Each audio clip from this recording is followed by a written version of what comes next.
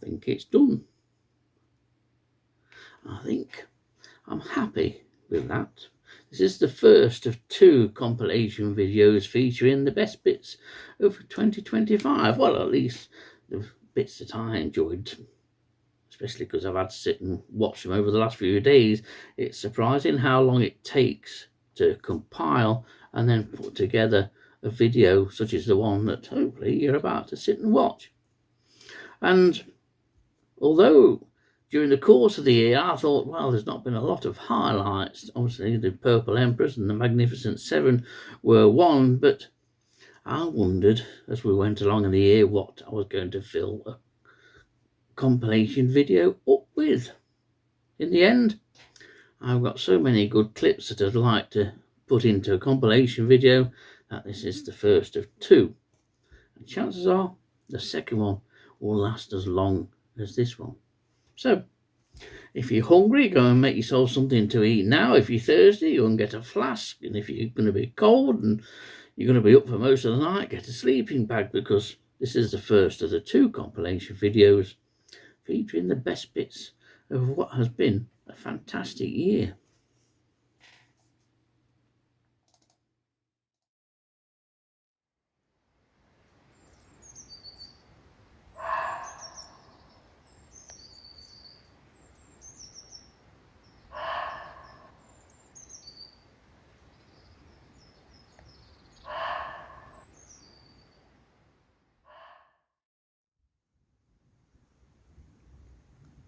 We'll just look at this for a bit of colour to brighten up a rather dull and breezy mid-September morning. This, of course, is a common blue. It's a butterfly that's, well, not done as good as I was hoping it would do, but it seems like this second or even third brood is faring a lot better than the previous ones this year. What a beauty! I have a thing for orchids. At one time of day I didn't think that the UK had any orchids in it at all.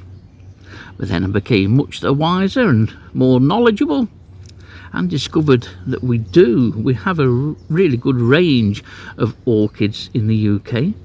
Nottinghamshire is not the best sited county in the UK for orchids, but we have our fair share, including this one, which is the first of our orchids to flower, and it's the early purple orchid.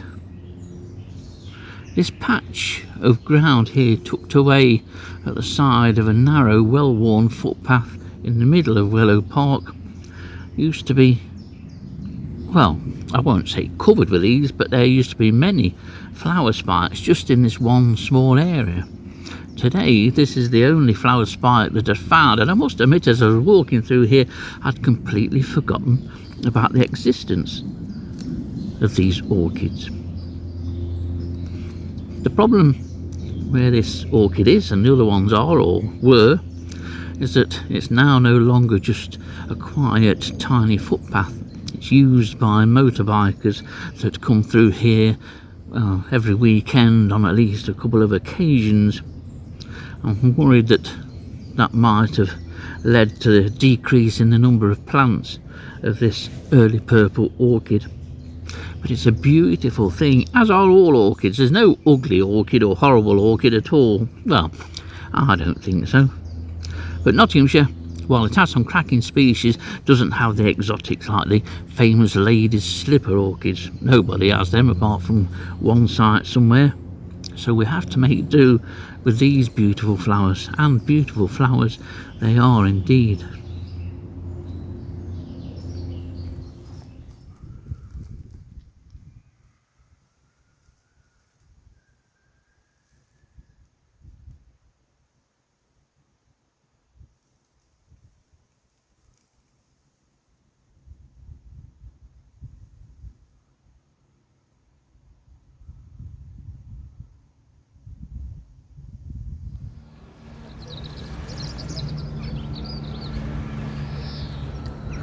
If you do come to visit Newstead, I would highly recommend that you seek out this behind me. This is a tribute written by Lord Byron to his dog Bosun, who died in the early 1800s.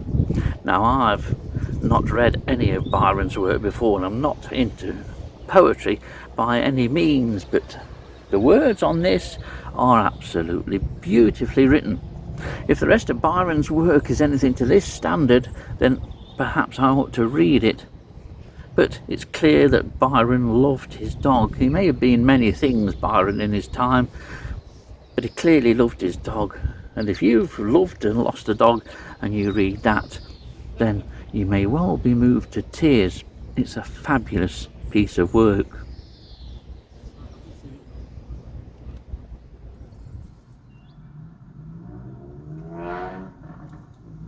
This is a day of quite remarkable coincidence. In fact, a stunning coincidence. I'll tell you why in a minute.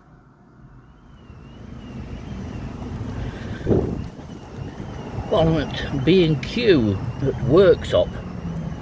Just got out of the car, and just against this curbstone there are large trails of a black ant. Look familiar?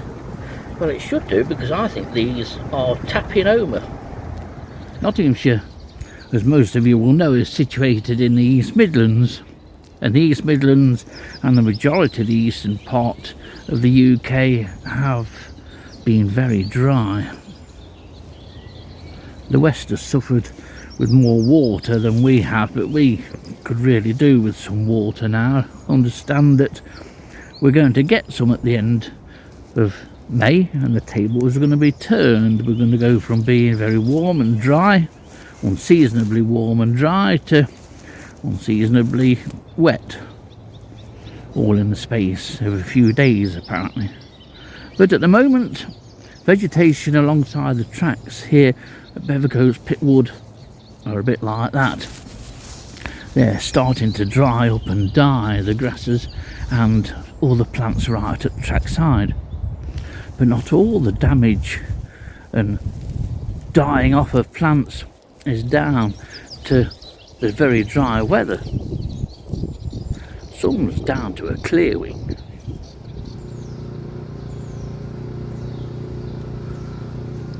Well, 6:20 or 18:20, and we're up and running.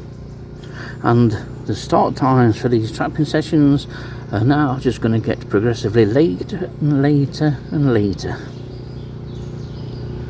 The nights are very quickly drawing out now, and we're heading towards spring. About another 2 weeks or so to go before the official first day of astronomical spring. Well, this bundle of joy, otherwise known as a larval web and larva of the small tortoiseshell butterfly, is that positivity, or at least part of that positivity. We should rejoice in seeing these again. At one time, this was a throwaway species. It was so ridiculously common. The numbers fluctuate over a number of years. They go through peaks and troughs, and last year in 2024 it was very much at the bottom of that trough. But there are indications towards the back end of 2024 that the butterfly was starting to make progress, and this year that progress has been greater as far as I'm concerned. As I say, I've had a number of sightings, more than last year, and these are the real indication, because these are the future of the small tortoiseshell.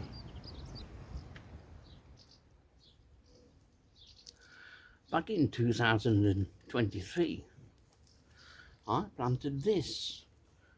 This is Stachys byzantium, if I remember right. Lamb's ear, very appropriately named, because the leaves are soft and downy and quite reminiscent of lamb's ears. I planted this plant for one particular species, a species of bee which I hoped that one day may turn up and grace the garden. It was a species that I'd never seen before, and I'd always wanted to see. It was the wool carder bee, Anthidium manicardum, and 2 years later, one's finally turned up.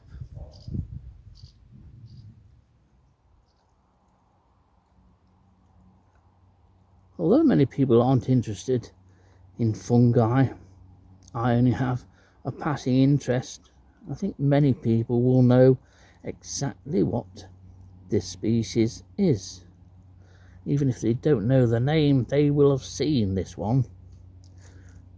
This is probably one of the most popular species that's used in illustrations, especially illustrations showing various aspects of woodland. This is, of course, the fly agaric or fly agaric, depending on how you want to pronounce it. And it's a particularly good time for them as we go headlong towards November.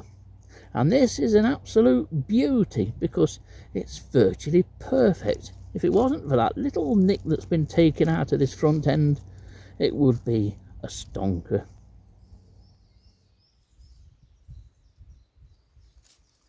As you all know, I absolutely adore woodland anyway, but when it's like this, I love it even more. It's a special time of year, not just spring, but this particular fortnight or 3 weeks at best. Fortnight and 3 weeks when these are in flower, absolutely glorious. And as I look out over here across this more open piece of land wood, it's just a carpet. I always think they look better under the canopy of beech. It's always more open for one thing, but it just looks right somehow. Of course, webs like this attract lots of attention. If the public can't see this, then they really shouldn't be driving. It's the most weird thing. It looks, as I've said before, just like a set from Halloween. Everything has been covered by cobweb spray, so to speak. It's remarkable as well, and say I've never seen it so extensive as it is this year. And there are lots of webs of spindle ermine around Nottinghamshire at the moment. They're having the most amazing year.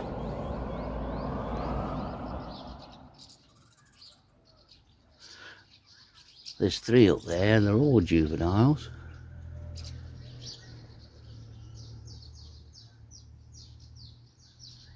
Absolutely lovely to have them. Little squabbles. There's 4, 5. 2 clean to the house wall.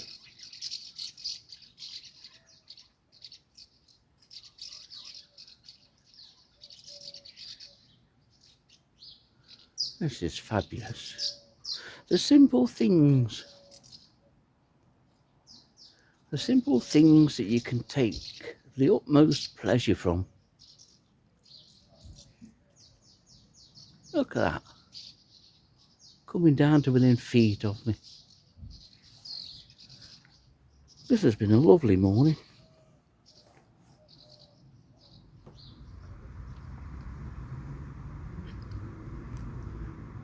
You can see how beautifully marked these are. This is another immature female. She will be mature after the next molt. I would love to come on a night time and have a look on the walls here, but unfortunately it's just not safe. Not safe to do so.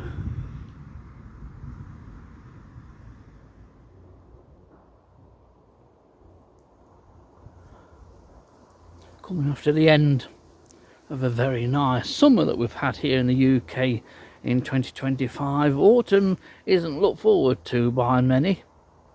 It's a time of closing down and closing the world out as the nights grow longer and the days grow shorter. But if you get out and about on a nice autumn day, get the right kind of lighting. Autumn is indeed a magical time, and there's still lots of things to look for. That's what people tend to forget. They tend to close their notebooks, put them in the cupboard, but keep those notebooks out, keep an open mind, and go and look for something that you've never looked before, perhaps. Autumn can be bountiful in terms of notebook entries.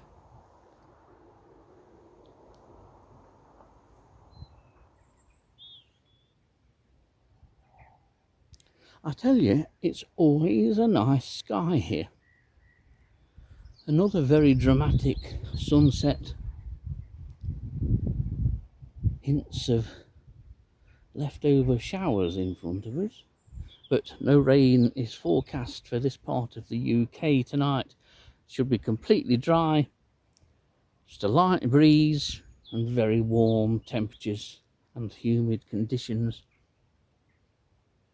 I do love coming here. This really is a place that, as a moth trapper, you feel excited before you've even switched a light on, and that's something I've got to start thinking about soon, because time's getting on.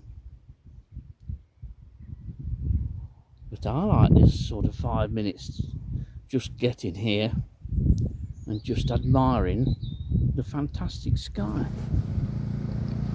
Now you can see the variation, and the one on the right may be coming home. In fact, they both may well be coming home to be photographed and then released back here again tomorrow in another light of day. You can really see now why this moth gets that sort of shoulder stripe name, but the one on the right, that whitish or creamish white band, is quite extreme in the specimens that I've seen, or at least I can remember, but it's nice to get a chance to see the two together side by side. Beautiful moths, absolutely beautiful. So that's 2 shoulder stripes for the price of 1, you could say.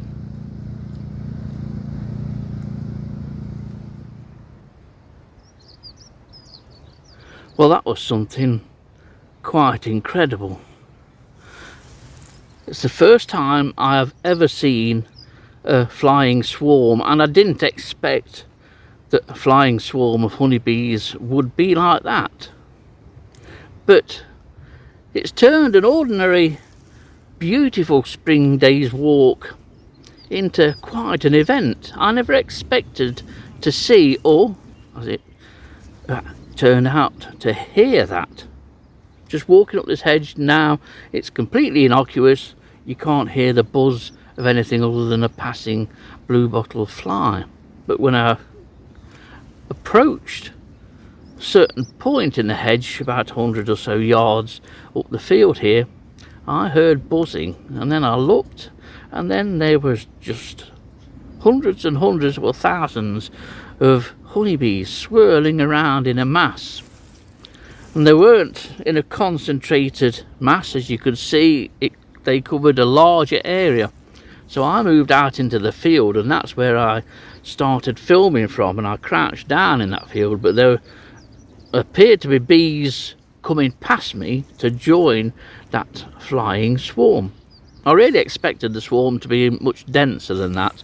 As I've mentioned in that walking piece I did to camera, I expected it to be almost a cartoon-like swarm of angry hornets or wasps that you see, almost concentrated like a football, or an elongated broad condensed line of angry hornets and wasps. But it wasn't. It was worrying, because say the appearance that they gave was that they weren't docile, but I didn't get stung, didn't get approached by any, and so probably a good thing that I did sort of crouch down as low as possible. But then that swarm started moving, and it started to come down this hedge, and at first I could follow it from a safe distance, but then it must have gained pace, and I soon lost all sight and sound of it. And I've gone down to the corner here, and I still can't trace it. Whether it's they've gone across the field further on, or whether they've continued round this line of mature hawthorns and other trees. Maybe they are gathered and have swarmed somewhere. I don't know, but it was the most incredible thing I've seen, but at the same time unnerving, almost to the point of being slightly frightening, to be honest. Well, I didn't expect that. I know it doesn't show well on the camera or on the footage, but I hope I've conveyed how I felt and the impression that it gave me.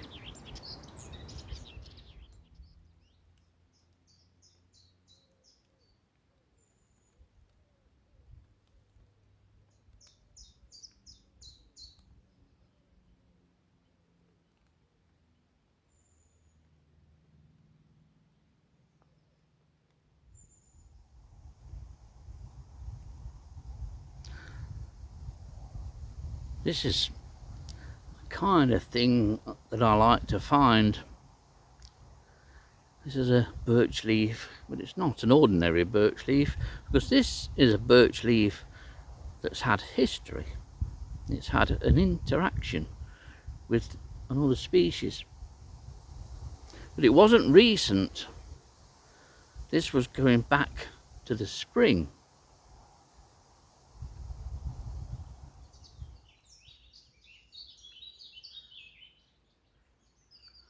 What a day.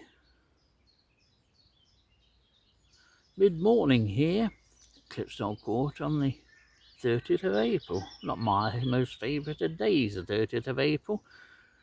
I lost my first wife on this date in 2003, and then Dilys made an extraordinary attempt to lose her life on the same date in 2019, but thankfully she pulled through and lived for another few months. But I thought I was going to lose two wives on the very same April the 30th.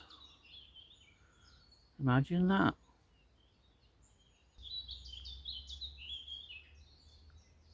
Living and carrying on after the death of your most loved one, so to speak.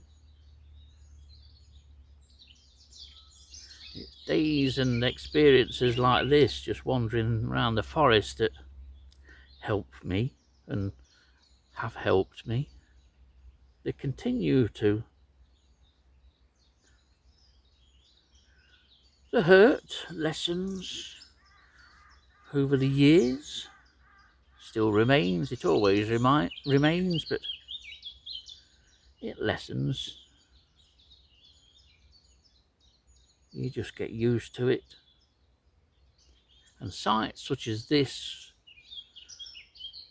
with that accompaniment of birdsong, a range of birdsong, that's what really helps. It completes the picture. It's almost like the artist, Mother Nature in this instance, putting her signature in the bottom corner of a painting. A painting of absolute beauty in the form of woodland.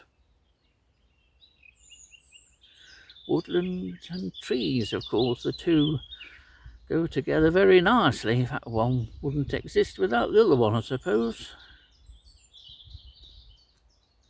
Why we still have this need to keep removing trees from no matter where.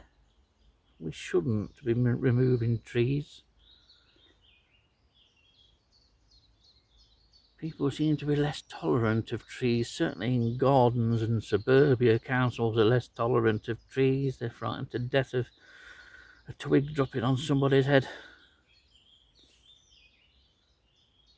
To be honest, if a trunk dropped on some people's heads that live around me, they wouldn't even feel it.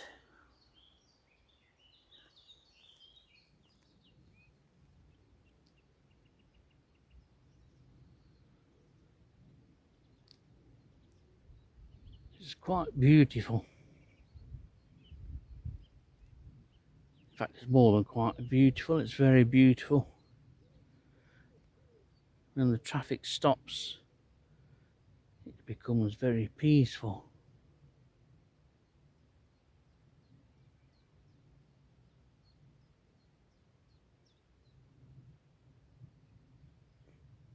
The scent, as I mentioned, is fantastic. The sowing in this field, it's been better at this bottom end. It's a much thinner, the germination rate at the top. They're starting to come through. There are other plants in with Phacelia. There's almost like a knotweed or a polygonum that is sown as well. Lots of large whites here today.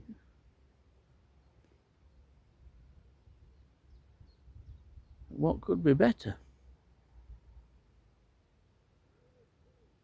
Stood at the side of a field with the hum of bumblebees, the buzz of bumblebees only broken by the noise of passing traffic.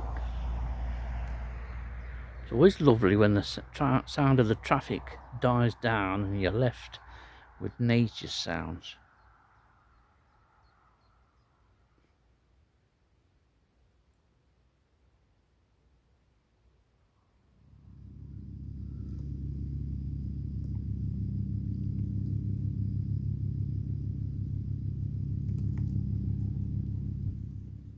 There's been, as I mentioned, virtually nothing in this sample.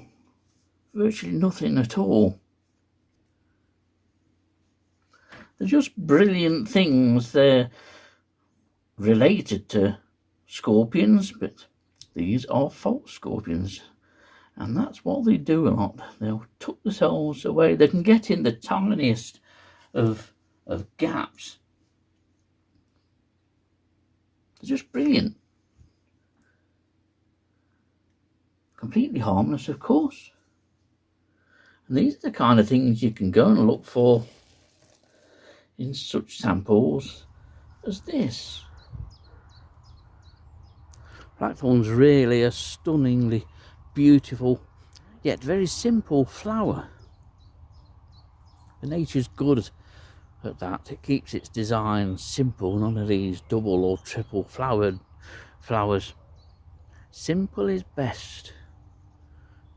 And the scent that I'm surrounded by is just as marvellous as these flowers. There's something about a pure white flower. Absolutely beautiful. And the bumblebees love it. I've seen a good number of these caterpillars and their associated larval webs over the last sort of 10 days to a fortnight.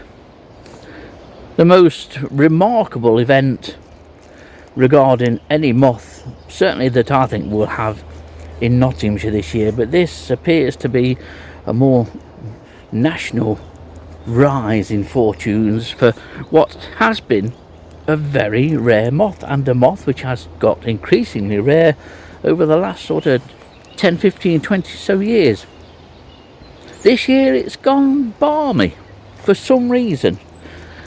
I have a sneaky feeling that it's the overall colder winter that we've had.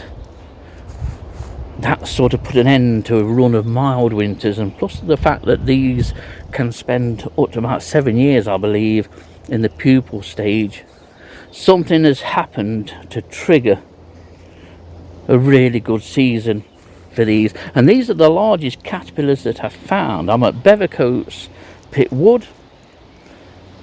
I saw on Facebook yesterday that some had been found here, and these, well, as you can see right at the side of the track, everybody that visits this site will walk past these and hopefully they will get left alone. They are the most beautiful caterpillar. I love that sort of chocolatey brown on the upper side of the larva. Each of the sections of the caterpillar are edged in cream, but then there's those patches of those sort of russet brown hairs on a pretty much a black background. There's a real charm to these that I've not seen on other caterpillars, and we may well be able to just about make it out that the prolegs are red in small-egger caterpillars. That's the rear legs, the suckers that this caterpillar clings to. One caterpillar you can see has gone into the tent, at the bottom of the tent. But what absolute beauties.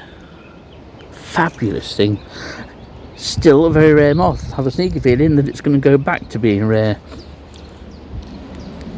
With such a large number of these, there's bound to be a large amount of parasitisation. Good food for cuckoos, these. So maybe cuckoos might do quite well in 2025. But it has been the most magnificent success story. I know there are few that don't like the word success in this day and age and pour scorn on it. But this really is a success. Long term or short term, this is something that nobody ever saw coming.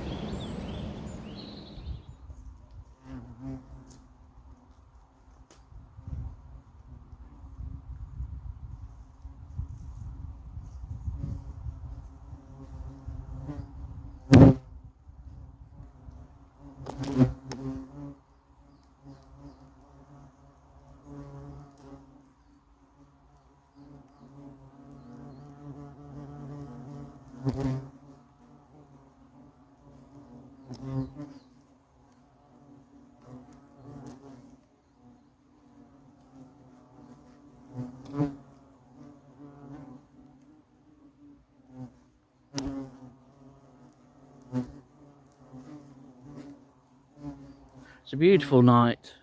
There's not a breath of wind, not the slightest breeze. It's quite humid and it's perfectly still.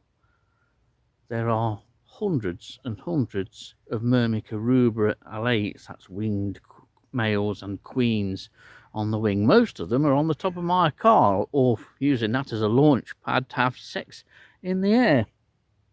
Aren't they the lucky ones? Yeah, you're right, it's one of those lying down videos today, and you probably know that he's going to waffle on about all sorts. Well, I may well do, but I'm lying down here and enjoying the warmth of this early March sunshine. It's the 1st of March today, and it feels pleasantly warm along this south-facing bank, and this is a spot that I've never been to. It's very local to where I live, but to be honest, I didn't realise this particular field was here. It's usually grazed, but there is a footpath which I decided to traverse earlier on, and it's led me here. It's also led me to the very first dandelion of 2025, at least the first one that I've seen. If you're looking for early invertebrates, then you can't go far wrong than look or walk along a south-facing bank. There's just the lightest of breezes today, but it's not interfering with the temperatures. It's a very pleasant temperature today, and if you find somewhere nice and sheltered, you can enjoy that pleasant temperature. I always feel that it's extremely nice. It's one of the highlights of the year, to be honest, when you finally feel some warmth in that sunshine. And the last few days we've had some nice spring-like warmth in that sunshine, and today is just another one of those days. Sunshine and brightness increased by this dandelion flower. Just the one. In another couple of weeks there'll probably be hundreds along this bank. Lots of other plants starting to grow as well. Cow parsley here, we've got nettle along here. This is an ideal bank for looking for larvae of small tortoiseshell or peacock in a month or so's time. There could well be a butterfly today flying around somewhere, and I'm sure that there will be. That's a yellow of a male brimstone. When you first see a brimstone for the first time in a year, it's always a heartwarming sight. But for me, so is this little dandelion. Signifies the end of another winter we've all managed to scrape through.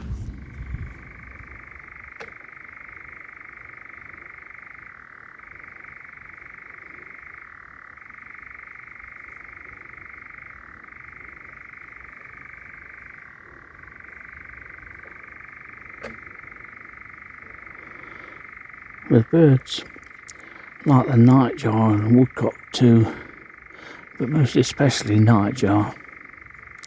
Sherwood Forest is a magical place on a night time, and this sound is something that everybody should witness.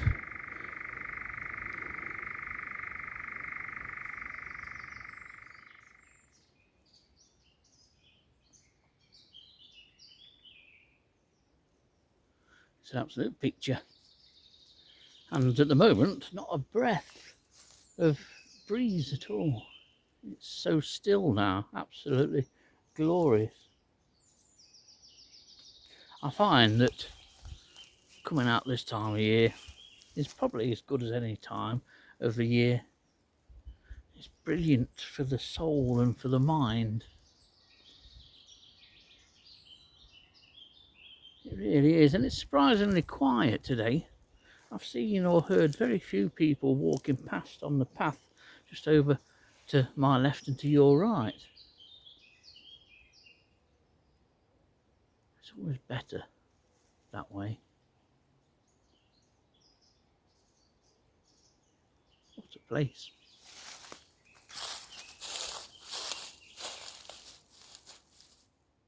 And hummingbird hawkmoth pupa are quite remarkable, at least among the caterpillars that I've reared before. It's almost translucent. It was paler than this when initially formed, but now there's certain signs of life within.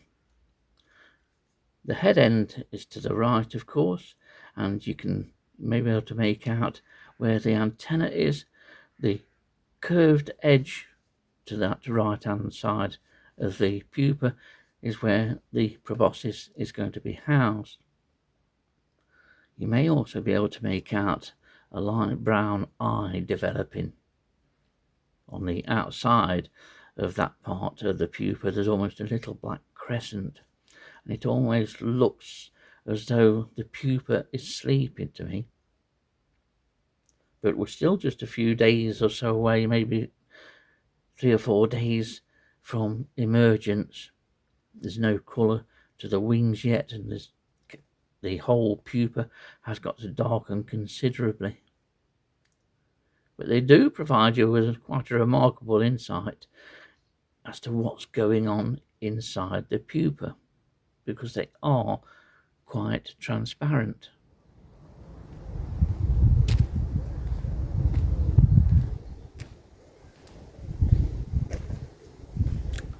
No signs so far.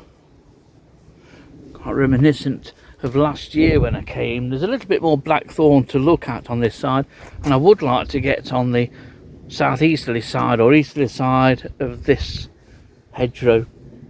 It means walking down the edges of the field, so but access is very difficult, and I'm reluctant to do that. But I've got a fair way to go along here yet. In fact, just at the end of the taller bit of this hedgerow, I did have a larval web a few years ago. It would be nice to find them here, but I may well be extending my search down towards the River Trent. I'm going to walk to the end towards Grasthorpe village and extend my surveying area today, I think. I'd love to find a larval web here. And emperors lower left and upper right.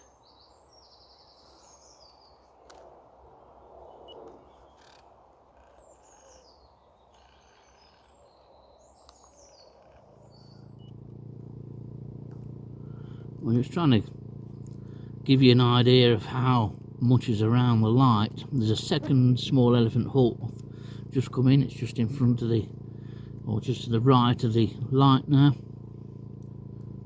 But lots of midges, lots of caddisflies. The caddisflies settle down, the midges don't. But the majority of the moths that you can see buzzing around the sheet are flame shoulders. I've never seen so many flame shoulders, and in fact I've never seen so many of any one particular species coming to the light in the manner that they are doing. They are everywhere.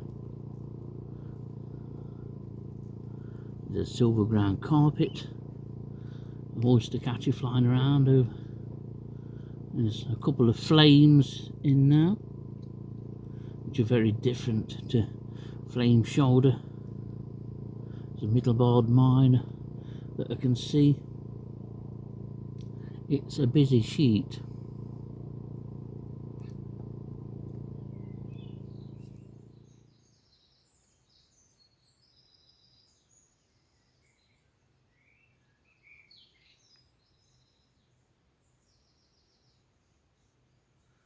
I love buttercups. There's not much that I don't love, though, to be honest, about the natural world. But it's the colour. It's the purest yellow there is. It's magnificent, and it's such a simple flower too, buttercup.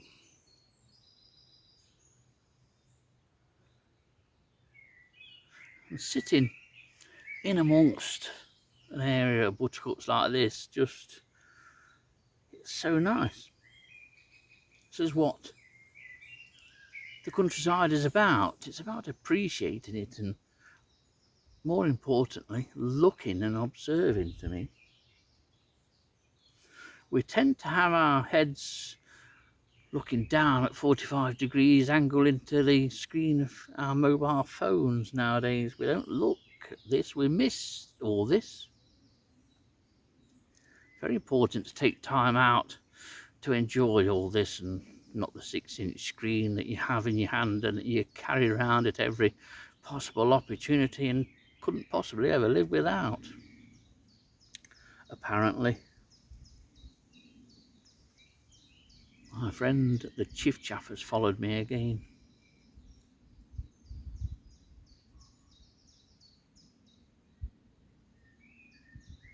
It's a very simple and rhythmical and, to some people, annoying song, just 2 notes, although it does put in some other odd little sounds occasionally at the end of a phrase of notes like that one. It will often put almost like a chiff chaff kind of grunt.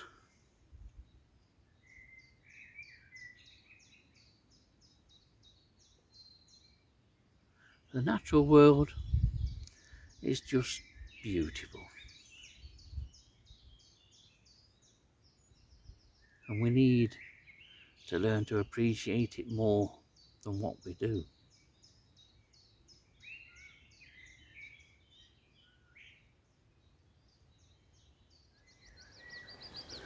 It's not very often that I go to any site that I don't disclose information about, and this is a private site. It's a site that has a special tree. It's a tree that has something of an odour to it, and it's this silver birch here. This silver birch holds a secret, quite a smelly secret, almost goat-like, you could say.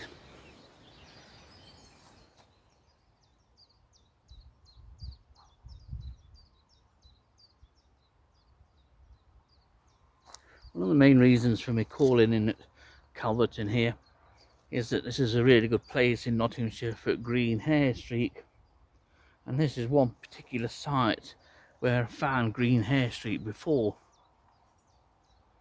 It's still a little bit early yet. I know people have seen green hair streaks, and when one's seen in the UK, everybody thinks that they should all be seeing them, but with any butterfly that emerges, or moth, there's always 1 or 2 that like to sneak out particularly early, and we're nowhere near the main emergence of many of the spring butterflies yet. I've not seen that many orange tips, or green veined whites, or small whites, or large whites. They will come over the next few weeks. We try and wish everything to be out as quick as possible so we can see it.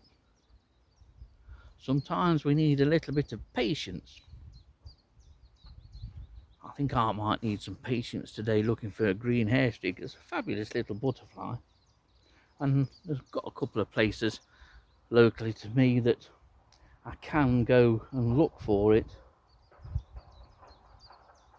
I just don't think it's out yet. Although the gorse is out and smelling absolutely beautiful as I stand here, the rest of the vegetation, the birdsfoot trefoil and the like, and clovers and all the vegetation on the ground, is still only really just starting to get going. We've got a while to wait yet. On this one at least you can see the two sort of anal plates, those two small circular plates at the end of the body, and she has a full set of other plates. I was surprised to find the first one, and to find this one is even more surprising. Maybe the moon is having an effect, but a lot of section K and section J, especially J, is still shaded by trees, so it's fine for females to glow.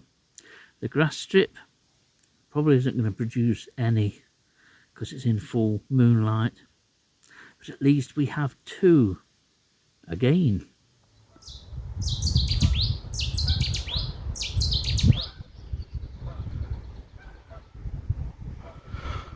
That very loud and distinctive call is a new species for the Ekrin area. Not that I do any bird watching here now, but I was stood up near the road and heard it, and it's a Chetty's warbler.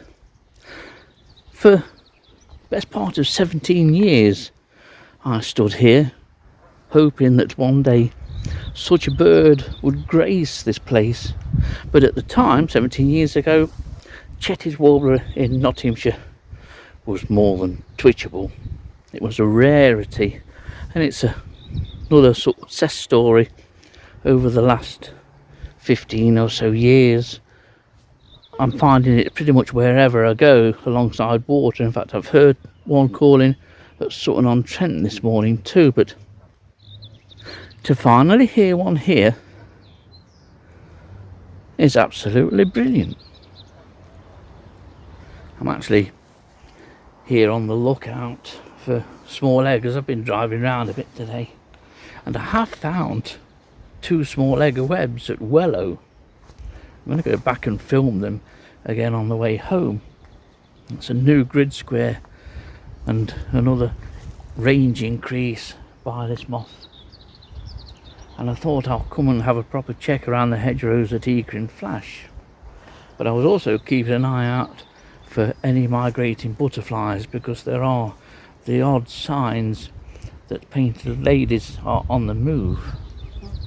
Just odd ones, nothing big, but I wanted to check and have an hour in this area.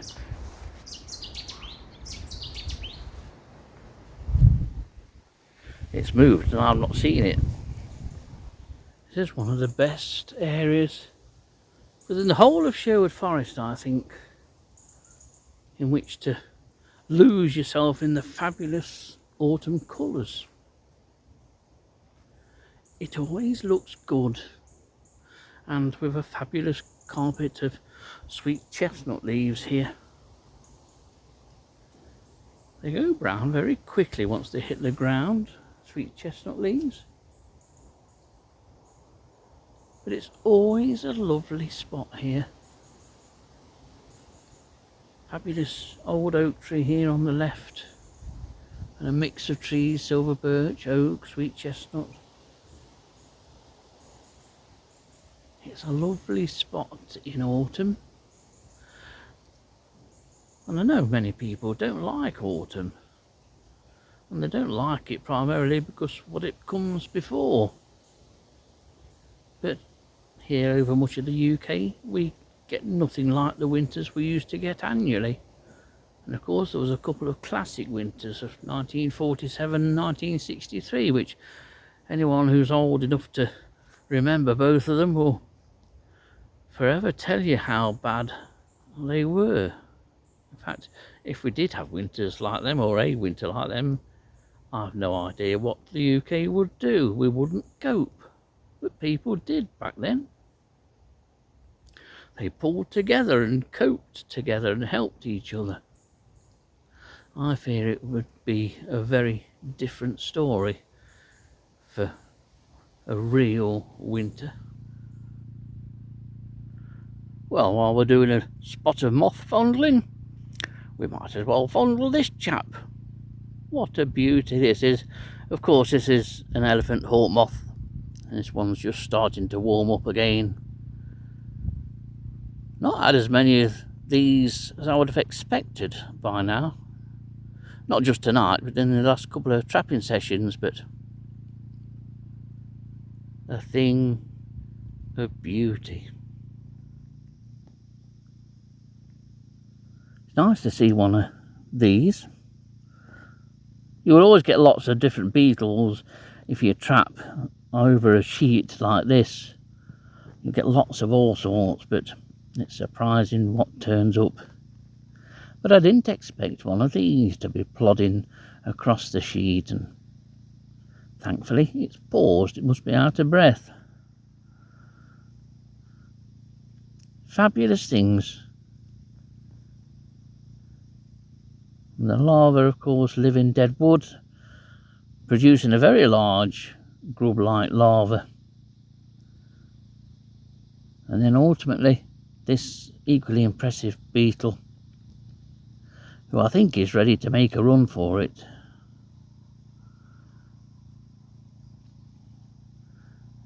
Here he goes. That's a sprint for a lesser stag beetle. But what an impressive thing. An absolute beauty. We'll let him go.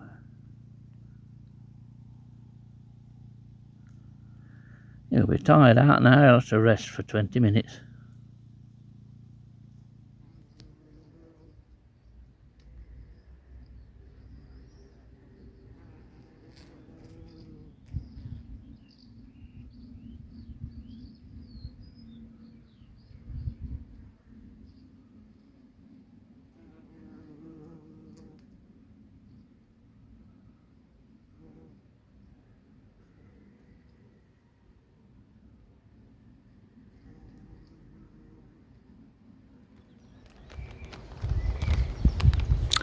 Well, mission accomplished.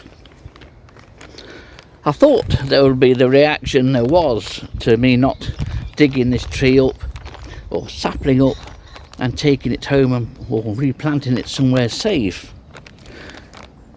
I didn't do it when I filmed the video because, as you saw in the video, the ground was bone dry. But now we've had some much needed rain, and that rain has done some good, and it's starting to go into the soil. In fact, we've got more rain coming behind me this afternoon. So I left it a few days before coming to dig it up.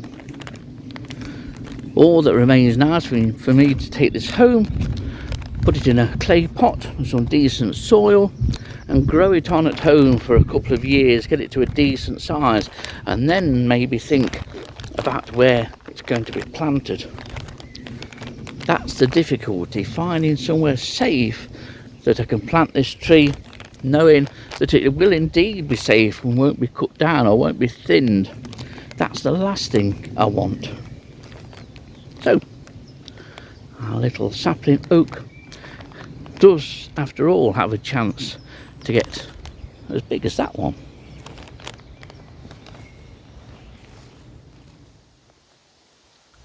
That insect, of course, is the purple emperor butterfly. It's a butterfly I've featured a number of times recently on this channel, namely in the forms of videos on the release of 5. Those 5 were the remaining 5 from the once magnificent 7, which consisted of 7 L3 larvae rescued by Nick and Samantha Brownlee and myself, and successfully kept in captivity. Did lose 2 along the way, 1 during the overwintering period and then 1 from the molt from 4th to 5th instar. But we got 5 larvae out of the 7 through to adult, and they're probably still flying around this part of the Sherwood Forest area as we speak. I'm up near the centre tree, which is one of the best areas to see purple emperor if you're patient enough. But I can stand here now and see one to my right, and I know full well that it's not going to move because it's a purple emperor egg.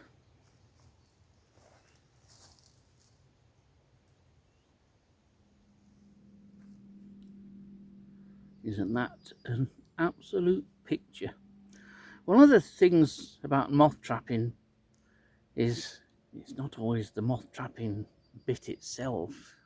It's things that make up that night, the going out and the going home. When you're coming out and you've got a sky and a sunset like this and a beautiful location on a beautiful, perfect summer's evening, you realise why you make the effort to come out and trap moths. This is the Red Hill area at Eakring. It's a fabulous area of meadowland. It faces north, but it attracts and holds moths. This is a great place for moth trapping. I do love coming here. I could have quite easily gone to some nature reserve, but I was drawn here, and I know exactly why now. The Eakring area, even though it's largely all agricultural farmland, it still has a massive draw for me. It's beautiful here.